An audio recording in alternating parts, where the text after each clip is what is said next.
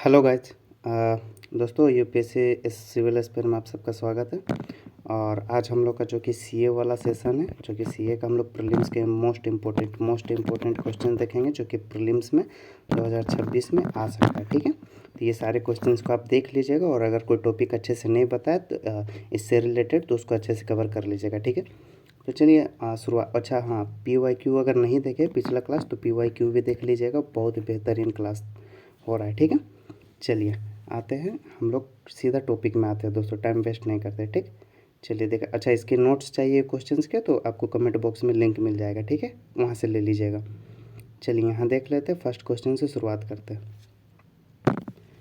First question बोल रहा है दोस्तों, consider the following statements regarding the imposition of presidents rule under 356। मतलब कि जो कि प्रेसिडेंट रूल लगता है उसके तहत उसके तहत कौन कौन सा स्टेटमेंट सही है। पहला हम बोल रहा है दोस्तों, laws made by parliament during the president's rule in a state remain valid even after the rule is revoked unless altered और repealed by the state legislature. ये क्या बोल रहा है दोस्तों, जो कि लॉज पार्लियामेंट, देखिए दो चीज़ होती है, एक लेजिस्लेचर होता है, ठीक है ना, एक लेजिस्लेचर होता है और एक पार्लियामेंट होता है। लेजिस्लेचर क्या होता है दोस्तों कि जो कि स्टेट में कानून बनाता है, ठीक है, और पार्लियामेंट होता है जो कि देश में कानून बनाता है। ठीक है, तो जब अगर प्रेसिडेंट रूल लगा हुआ हो तो ये बोल रहा है कि parliament law made by parliament, यानी कि कोई पार्लियामेंट के द्वारा रूल बनाया गया है और प्रेसिडेंट रूल के दौरान, तो rule in a state remain valid after even the rule is revoked. अगर रूल वो प्रेसिडेंट रूल हट भी गया तो वो रूल हमेशा रहेगा, ठीक है, पार्लियामेंट के द्वारा, अनलेस अल्टर्ड और रिपील्ड बाय द, जब तक कि स्टेट लेजिस्लेचर के द्वारा वो रिपील नहीं किया गया है। ठीक है, ये बोल रहा है। दूसरा स्टेटमेंट बोल रहा है, fundamental rights of citizens under 19 are suspended during the president rule. दूसरा में बोल रहा है दोस्तों, जो कि प्रेसिडेंट का रूल रहता है वो सस्पेंड हो जाता है, कि जो कि 19 आर्टिकल है, नहीं, जो प्रेसिडेंट का रूल के दौरान आर्टिकल 19 सस्पेंड कर दिया जाके, जो कि 19 आर्टिकल है, जैसे एक्सप्रेशन का स्पीच होता है, मतलब कि एक जगह इकट्ठे होने का जो भी स्वतंत्रता, तो वो हट जाता है। ठीक है, दूसरा में बोल रहा हूँ। तीसरा में बोल रहा, financial power of the state legislature are exercised by the parliament when president's rule is in force. तीसरा में बोल रहा हूँ दोस्तों, फाइनेंशियल पावर जो भी होता है स्टेट लेजिस्लेचर का, एक्सरसाइज किया जाता है bye the parliament when president rule is in force. तो ये भी सही है, क्यों, क्योंकि देखिए अगर कोई भी मान के चलिए जो भी फाइनेंशियल वर्क है वो किसके द्वारा किया जाता है, लेजिस्लेचर के द्वारा, कि ये पैसा बजट में आता, तो अगर वो सस्पेंडेड है तो किसके द्वारा किया जाता है उस समय, पार्लियामेंट के द्वारा।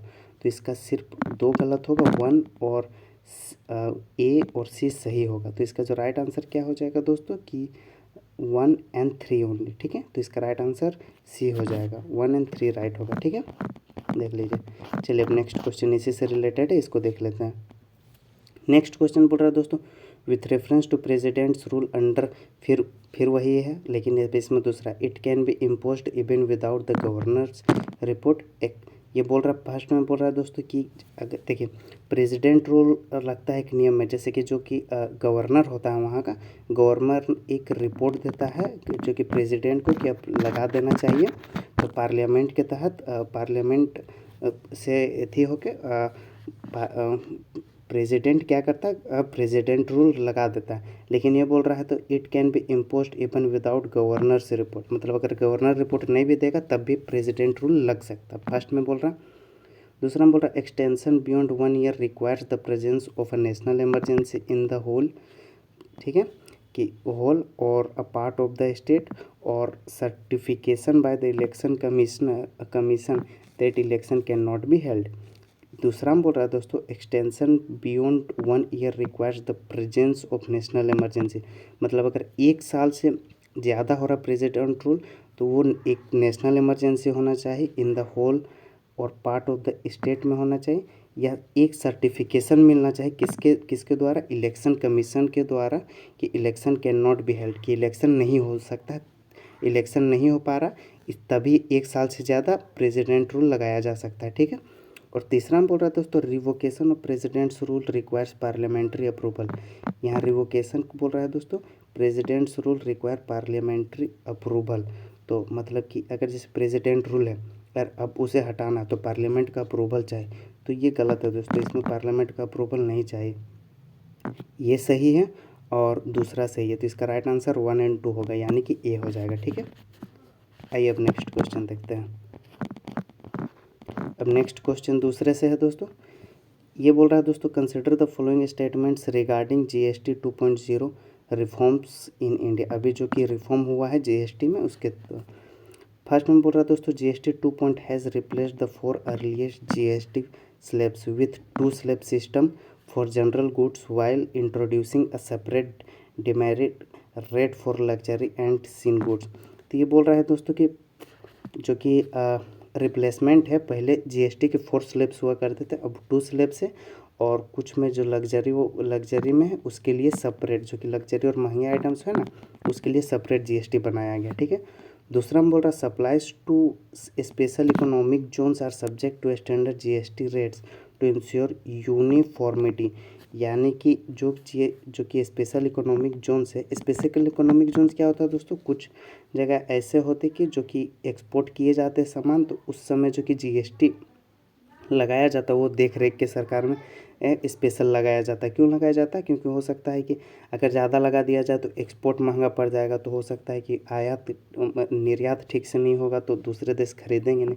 तो ये बोल रहा है कि जो जीएसटी इन सब के लिए लगता है वो जीएसटी इसके लिए भी सेम रहता है, यूनिफॉर्मिटी। ठीक है, और तीसरा हम बोल रहा है, reduction in GST rates on renewable energy devices aims to promote sustainable energy adoption and reduction dependence on imports. तीसरा हम बोल रहा है दोस्तों कि रिडक्शन इन जीएसटी रेट, अगर जीएसटी रेट कम कर दिया जाएगा ऑन रिन्यूएबल एनर्जी डिवाइसेस में, जो कि रिन्यूएबल, तो ये एम्स करता है promote sustainable energy adoption and reduce dependent on imports. ठीक है, तो सही बात है, अगर जीएसटी कम होगा तो ज़्यादा बनने लगेगा, सस्टेनेबल एनर्जी यूज होगा। तो इसका जो राइट आंसर है दोस्तों वो ए होगा और सी होगा। ठीक है, बी गलत होगा। बी क्यों गलत हो जाएगा, क्योंकि इसके लिए अलग रहता है, इसके लिए लगभग नेग्लिजिबल जीएसटी रहता है जो कि सप्लाईज है ना टू स्पेशल इकोनॉमिक जोन, इसके लिए नेग्लिजिबल रहता है। और ये जो ए है दोस्तों, इसके लिए जो कि 2 स्लैब से रखे गए, एक 5% और एक 18%। जो पहले 4 होते थे ना, 5 के होते थे, 12 के होते थे, 18 के होते थे और 28 के होते थे, तो अब ये 12 हटा दिया गया, 5 है और 18 है। ठीक है, आइए अब नेक्स्ट क्वेश्चन देखते हैं, यानी कि इसका जो राइट आंसर हो जाएगा बी हो जाएगा, 1 और 3 ओनली। नेक्स्ट क्वेश्चन बोल रहा है कि दोस्तों, with reference to GST in India consider the following. अब फिर जीएसटी से है दोस्तों, GST is a destination based tax levied where goods और सर्विसेज आर कंज्यूम्ड। जीएसटी एक डेस्टिनेशन बेस्ड टैक्स है दोस्तों। ठीक है, जो किस में लगाया जाता है, जहाँ पर गुड्स और सर्विस कंज्यूम्ड होता है, पहला में ये बोल रहा है। और दूसरा में बोल रहा है 2.0 exempts all essential agricultural products from GST including machinery like tractors. दूसरा में बोल रहा है दोस्तों कि ये 2.0 है, सभी इसेंशियल एग्रीकल्चर प्रोडक्ट्स में जीएसटी छूट दे रहा है, जबकि इंक्लूडिंग मशीनरी आइटम्स भी, जैसे ट्रैक्टर्स। तीसरा में बोल रहा है, the GST council established under 279A is chaired by the union finance minister and including member nominated by states. तो इसका जो राइट आंसर होगा दोस्तों वो ए होगा, 1 होगा और 3 होगा। ये 2 जो है गलत हो जाएगा, ये नहीं होगा, ये सब में छूट, मशीनरी में छूट नहीं दिया गया। ठीक है, तो इसका जो राइट आंसर होगा 1 और 2 हो जाएगा, यानी कि ए हो जाएगा। ठीक, सॉरी दोस्तों, 1 और 3 यानी कि बी हो जाएगा। ठीक, चलिए अब नेक्स्ट क्वेश्चन देखते हैं।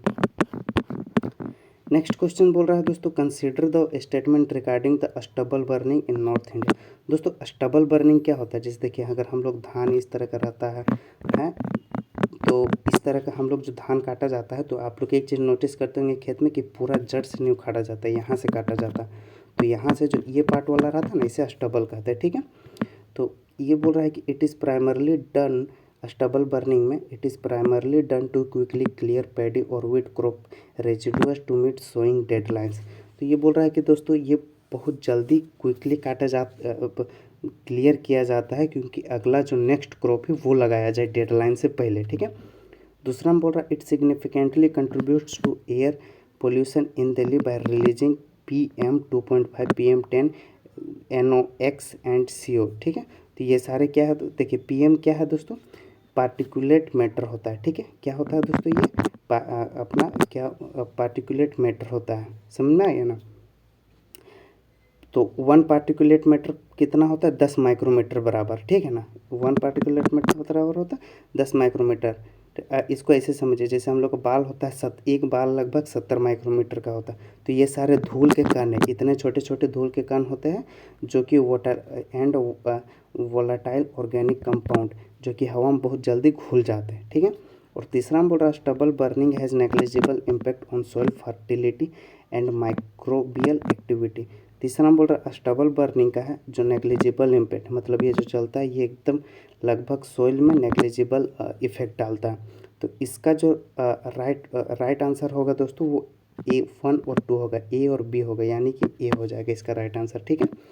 ए और बी हो जाएगा। ठीक है दोस्तों, आज के लिए इतना है। अगर आप लोगों ने प्रीवियस क्लास नहीं देखे PYQ करंट अफेयर्स के तो देख लीजिए। थैंक्स।